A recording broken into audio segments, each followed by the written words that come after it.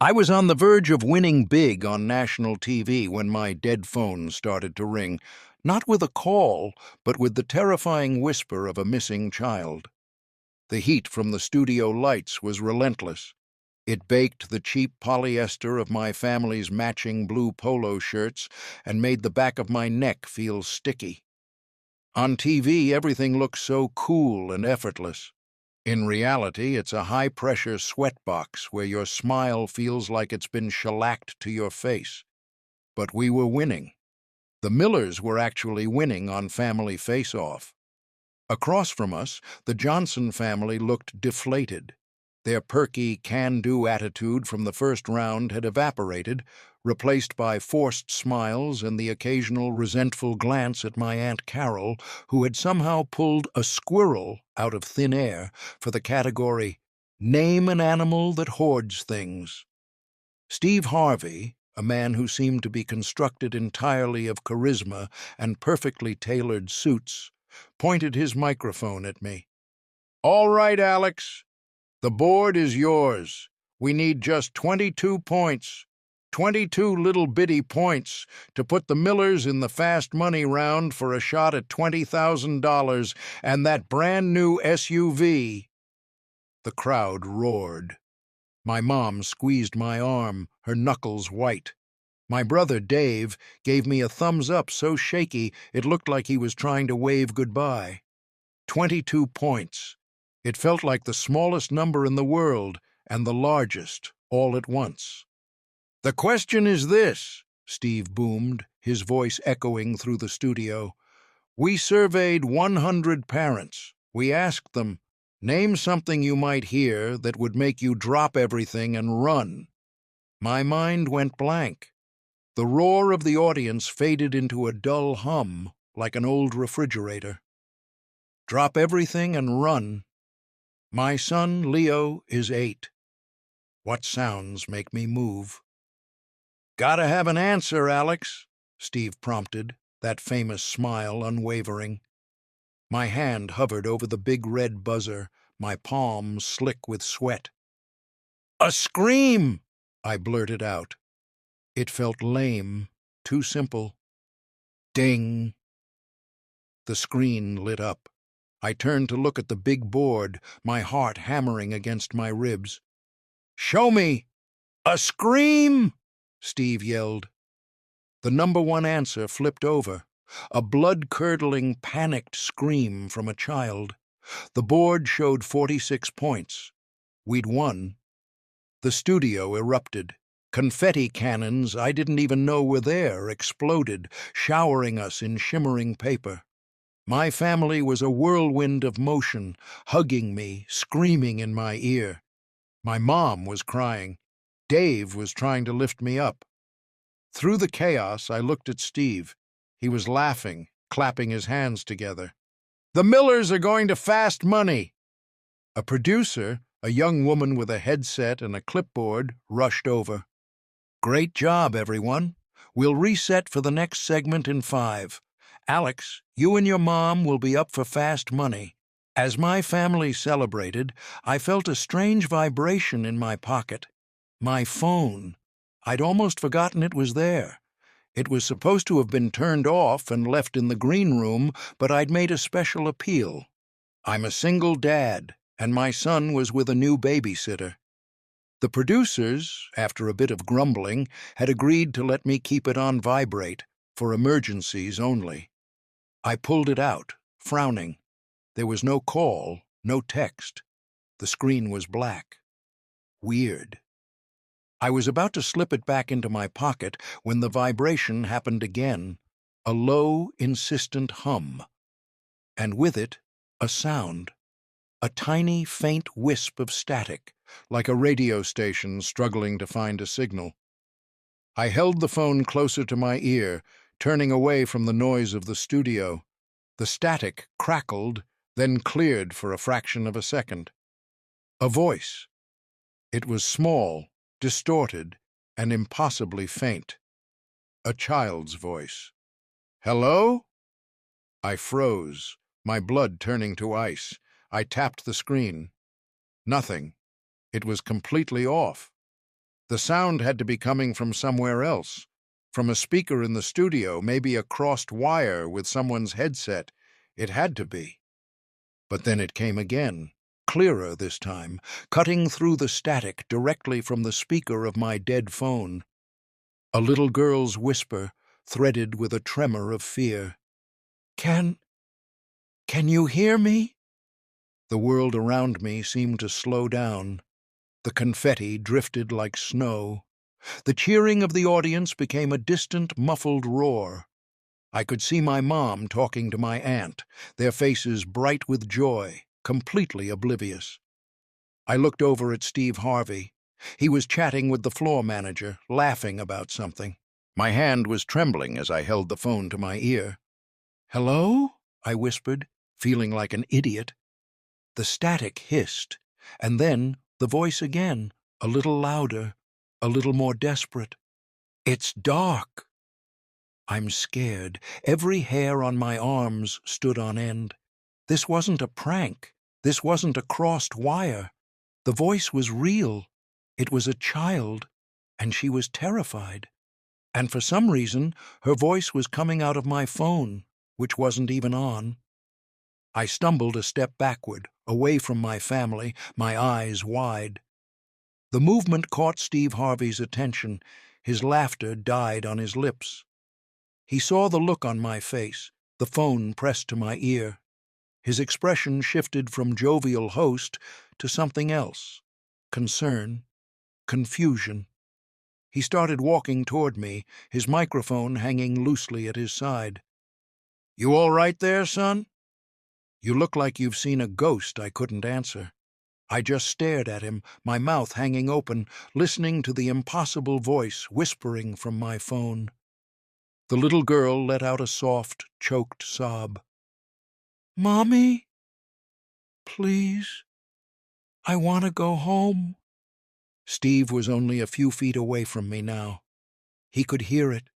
He could hear the faint, tinny sound of the child's voice. And that's when it happened. That's when the man who was never at a loss for words, the king of live television, completely and utterly froze. His famous, expressive face went slack. The warm brown of his eyes turned cold and wide, with a look of pure, unadulterated shock. His skin seemed to pale under the heavy studio makeup. He wasn't looking at me anymore. He was staring at the phone in my hand as if it were a venomous snake. The din of the studio, the crew resetting cameras, the lingering cheers from the crowd, it all just stopped. An unnatural silence fell. Every single person on that stage and in the wings was now staring at Steve Harvey, who stood as still as a statue, his gaze locked on my phone. The little girl's voice whispered one more time, a fragile thread of sound in the dead air. "He's coming back." Steve's lips parted.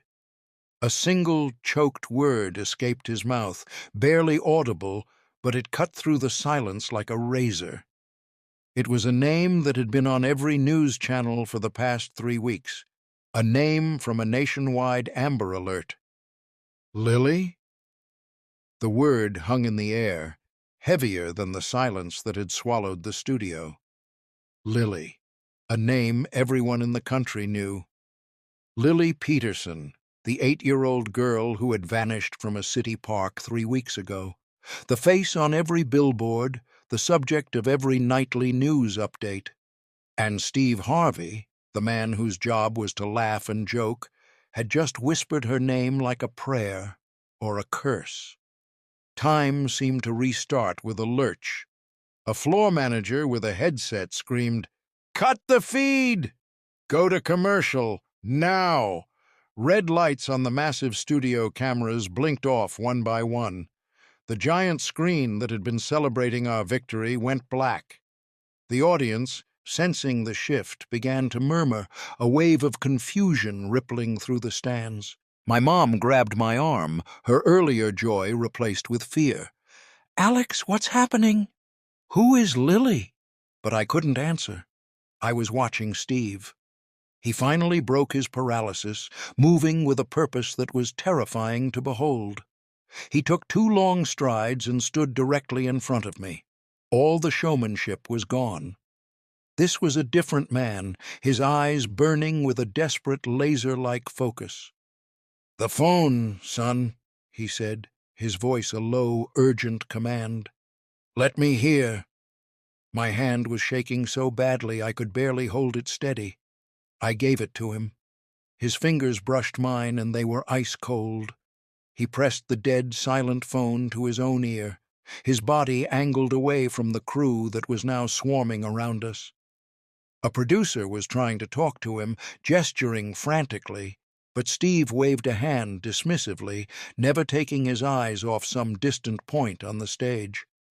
"Lily," he whispered into the phone, his voice gentle, coaxing.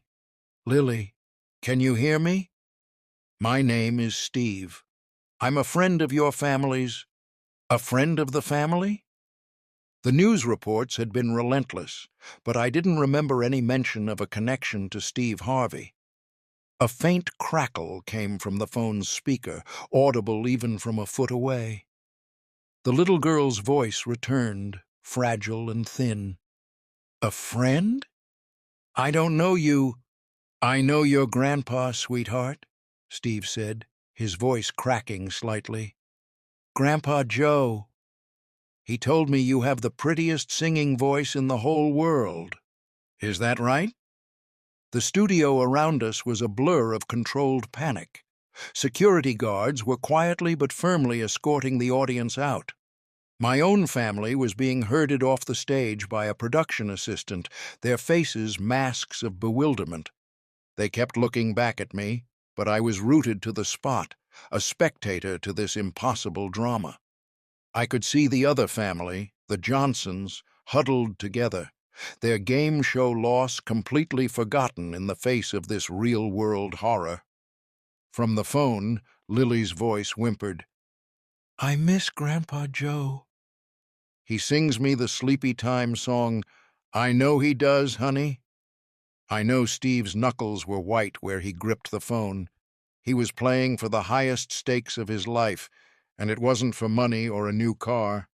"Lily, can you tell me anything?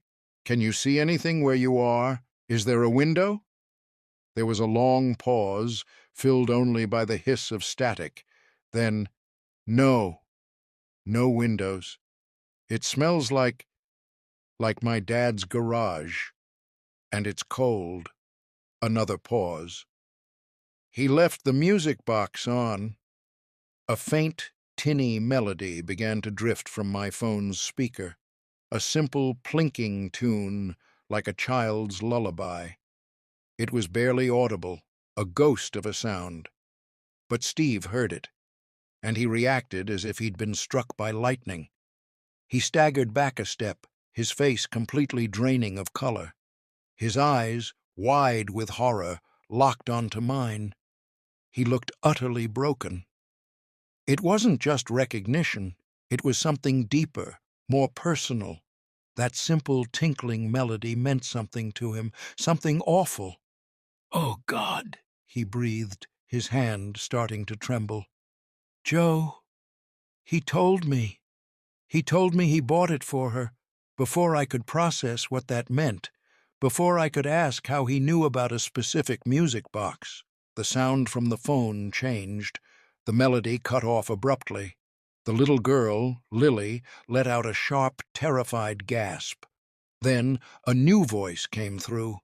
It was deep, distorted by the poor connection, and filled with a cold, flat menace that made my stomach clench. "Who is that?" the man's voice rasped. "Who are you talking to, Lily?" There was a scuffling sound, a muffled cry from the little girl. Steve yelled into the phone, "Leave her alone!" "We know who you are. The police are on their way." The phone went silent for a beat. The air in the studio was so thick I felt like I was suffocating. We all just stood there, a small, terrified group on a darkened game show set, listening to a dead phone. Then the man's voice returned, no longer directed at the girl, but at us. It was clear, calm, and infinitely more chilling. "No, you don't," the voice said, a gravelly whisper that felt like it was right in my ear. "But I know who you are, Mr. Harvey. I see you on my TV all the time. You tell one more person about this call, you try to be a hero, and this little girl's family will be picking her up in pieces. Do you understand me?" The line went dead.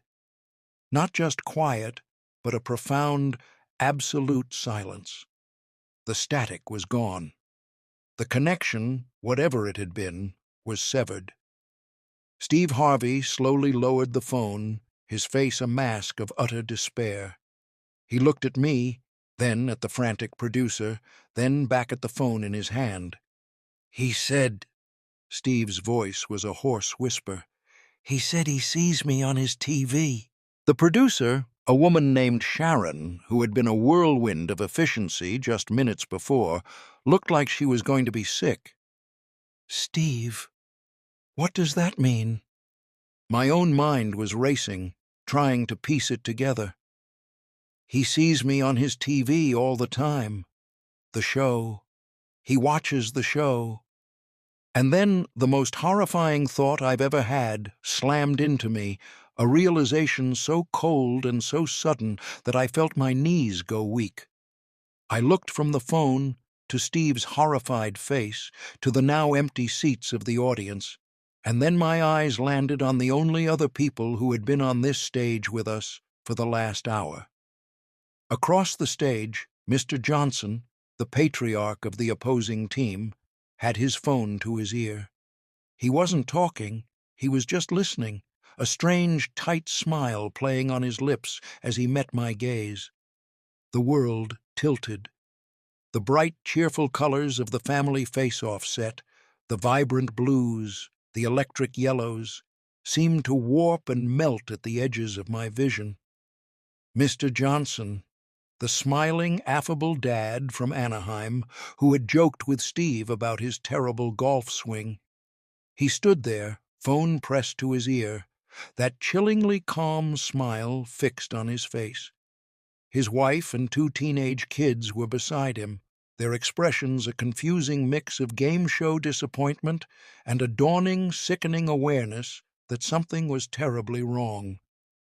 They were looking at their husband, their father, as if they'd never seen him before. Steve followed my gaze. His eyes narrowed, and the despair on his face was instantly replaced by a wave of pure, unadulterated fury.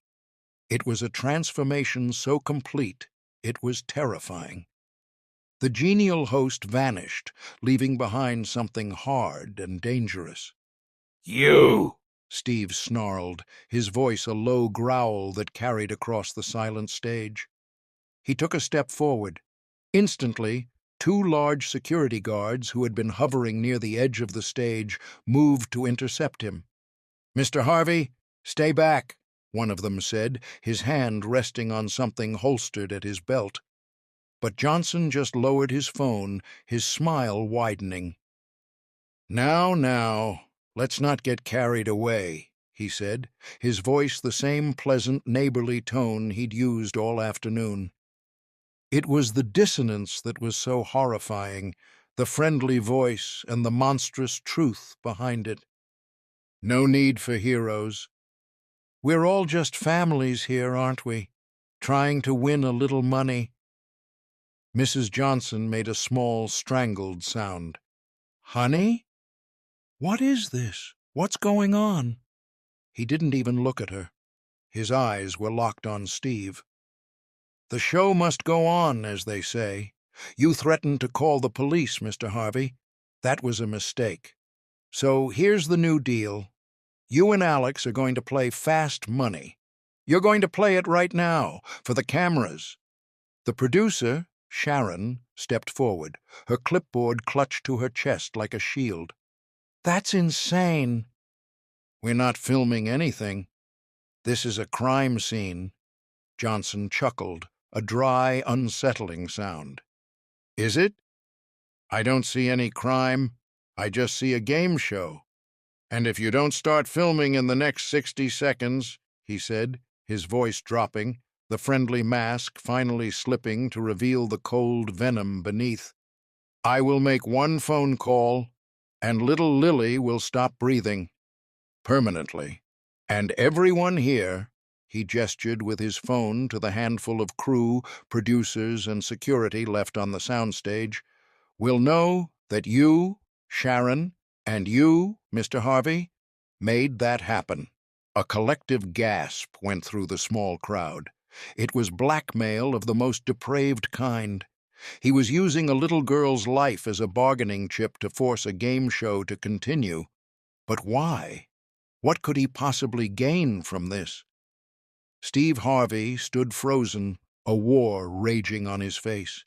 Every instinct, every ounce of his being was screaming to rush across that stage and tear Johnson apart. But the threat, the cold, calculated certainty in Johnson's voice, held him in place. He looked at me, his eyes dark with a terrible burden. He was asking me a question without words.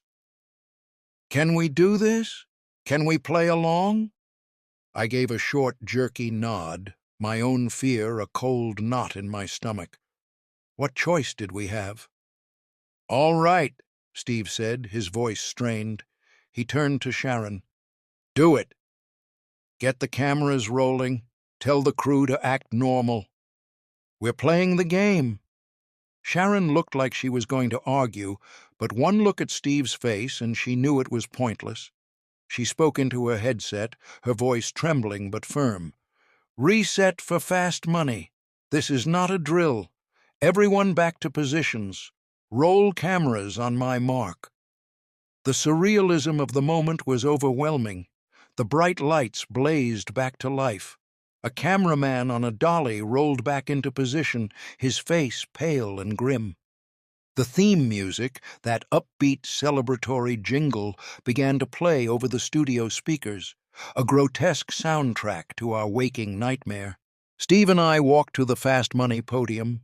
My mom had been herded off stage with the rest of my family, and a producer told me she would be playing the second round, as planned. They were keeping her in the dark for now. My legs felt like lead. The enthusiastic applause that was supposed to be playing was absent, leaving an eerie silence punctuated only by the jaunty music. Across the stage, Johnson and his family stood by their podium, watching us. He had his arm around his wife, who was visibly trembling. His kids looked catatonic with shock. He was holding them hostage, too, in a different way. "All right, Alex," Steve's voice boomed, but it was hollow, a perfect imitation of his on-air persona, but with dead eyes. "You've got 20 seconds to give me the top 5 answers on the board. The question is, name a place you would never want to be trapped." My mind was a screaming void. Trapped. The word echoed in my head. Lily was trapped. We were trapped. The question was a sick, twisted joke. "The clock starts now." I could hear the tick-tock, tick-tock of the game clock. My throat was dry. I opened my mouth, but no words came out. Steve looked at me, a silent plea in his eyes. "Play the game, son. Just play the game." "An elevator," I managed to choke out. Ding. "A coffin." Ding. "Jail." Ding. The buzzer sounded, signaling the end of my time. I stumbled back from the podium, my heart pounding. Steve gave me a grim, forced smile. "Good answers. Good answers." Now it was my mom's turn. A producer brought her out. She was confused, asking why the audience had left, why everyone was so quiet. Steve put on a brave face, telling her there was a minor technical issue, but the show had to go on. She bought it, her face alight with the nervous excitement of being on television. She played her round. She did well.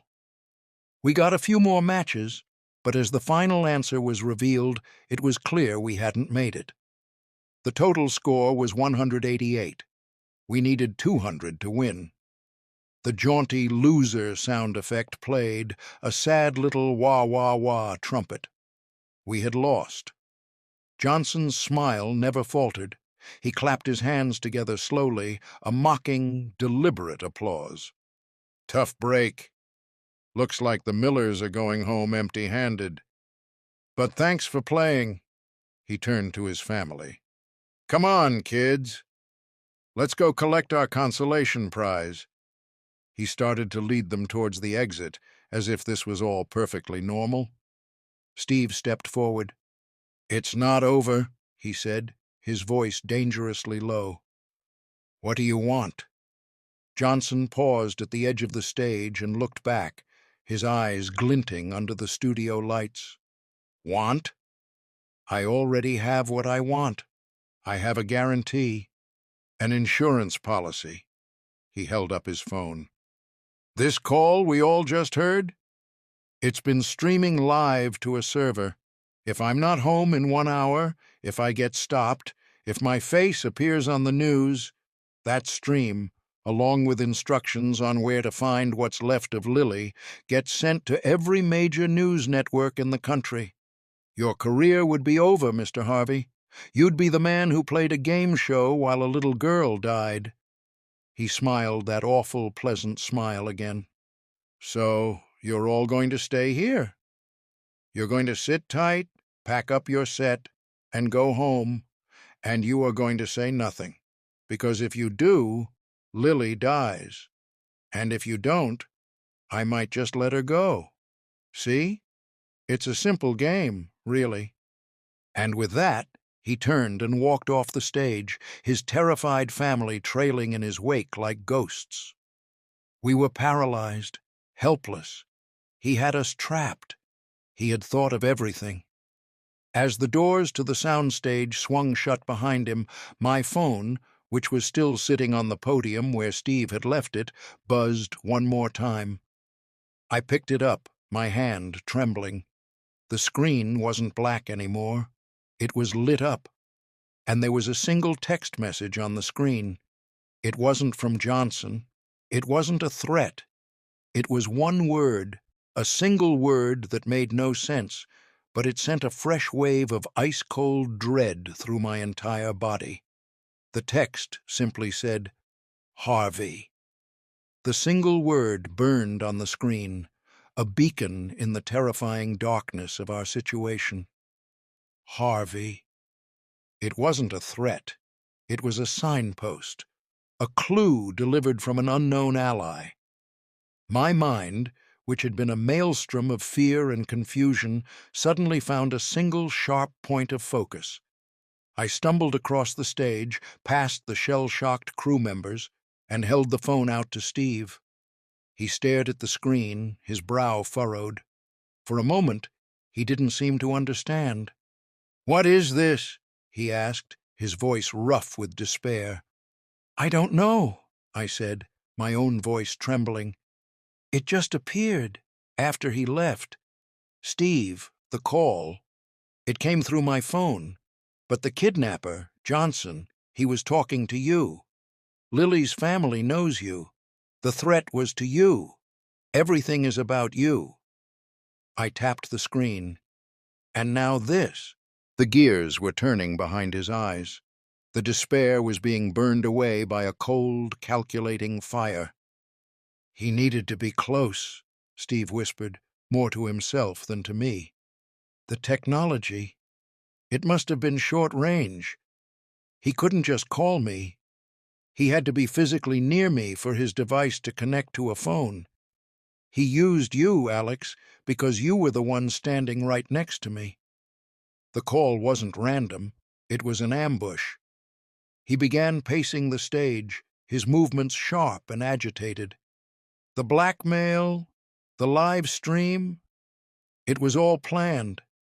He wanted to force me to play his sick game on my own show, to humiliate me, to make me complicit."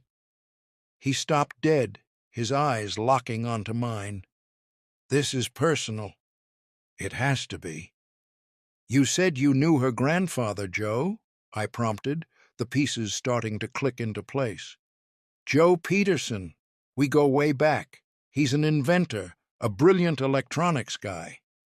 Steve's eyes widened. "The music box."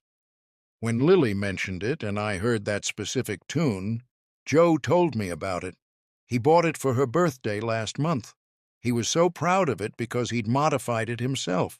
He added a custom music chip with a lullaby his own father used to sing. Steve's face went pale. "He told me he showed it to one person. The business partner who cheated him out of his company, forced him into bankruptcy. A man he said was unstable, obsessive, a man who held a deep, poisonous grudge." A chilling silence fell over the stage as we all arrived at the same conclusion. "His name," Steve said, his voice barely a whisper, "was Mark Johnson." The name of the smiling dad from Anaheim. It wasn't a coincidence. It was a vendetta. Johnson hadn't kidnapped Lily for ransom. He'd done it for revenge, to torture the two men he blamed for his failures, her grandfather Joe and Joe's rich, successful friend, Steve Harvey. Sharon, the producer, finally found her voice. "But what can we do?" "He'll be monitoring the news. If we call the police, he'll know. Lily—" "He's arrogant," Steve cut in, his voice now filled with a steely resolve. "His threat was specific," he said. "If I get stopped, if my face appears on the news." He protected himself. "But he never said we couldn't help the police find Lily, as long as it had nothing to do with us or this television studio." He looked at me. "He thinks he has us trapped in this room. But his ego is the one thing he didn't account for. He gave us too many clues." He pulled out his own phone, his fingers flying across the screen. "That garage smell Lily mentioned.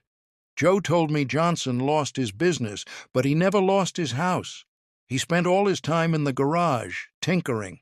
He lives in Anaheim, just like he said on the show." He was speaking rapidly now, a plan forming in real time. "The music box." Joe didn't buy it from a chain store. He got it from a tiny, independent antique shop that he and Johnson used to visit. There's only one in that entire district. He put the phone to his ear. We all held our breath. "Get me Director Evans," Steve said, his voice pure authority. There was no trace of the game show host left. "Tell him it's Steve Harvey with an urgent tip on the Peterson case." He paused, listening. "No, you tell him to take the call now." He looked at all of us, his eyes commanding our silence. "Director Evans, Steve. I'm calling on behalf of Joe Peterson. He's distraught, but he has a hunch. He remembered a disgruntled ex-partner, a Mark Johnson, who lives in Anaheim. Yes, he's certain of the address. Joe is worried the man might be involved. He mentioned that Johnson has a workshop in his garage, and that he recently frequented an antique shop on Elm Street. It's just a hunch, a grandfather's desperate plea. But Joe begged me to call you. Please, just check it out. Quietly." He listened for another moment, then said, "Thank you, Director," and hung up. The silence that followed was the most profound I have ever experienced. We stood on that brightly lit stage, a bizarre tableau of terrified people in matching polo shirts, waiting. No one spoke. The game clock on the giant screen was frozen at 00. 10 minutes passed, then 20. The hour Johnson had given us was rapidly shrinking. Every siren we heard in the distance made us jump. Then Steve's phone rang. The sound was like a gunshot. He answered it, putting it on speaker. A gruff, tired voice came through the line. "Steve, it's Evans." "Did you find her?" Steve asked, his voice strained. "We found her," the director said, and a collective ragged sigh of relief filled the studio. "She's safe. Shaken up, but safe. We got him too." He was in the garage, just like you said. Had a whole surveillance set up watching the news channels. He never saw us coming." Tears streamed down my mother's face. The crew members were hugging each other. It was over. The director continued, "The strange thing is, we wouldn't have had probable cause to raid the house based on your tip alone." But as the silent approach team was getting into position, the local 911 dispatch got an anonymous text. It came from a burner phone, untraceable. All it said was Harvey. My blood ran cold. I looked at my phone, still displaying that single word. It wasn't from a person, it was a signal. A prearranged message sent by some technology Johnson had planted, or maybe even from Joe himself. A desperate digital Hail Mary. It was the final inexplicable piece of the puzzle. Later, as the police and FBI swarmed the studio, taking our statements, I saw Steve talking quietly with Joe Peterson on the phone. The joy and relief on his face were more real than any televised smile. We never got the $20,000 or the brand-new SUV. The episode never aired. But as we walked out of that studio into the cool night air, none of that mattered. We had played the most important game of our lives. The opening question of the show echoed in my mind. Name something you might hear that would make you drop everything and run. We had heard a little girl's whisper, and in the end, we hadn't run away. We'd run toward her.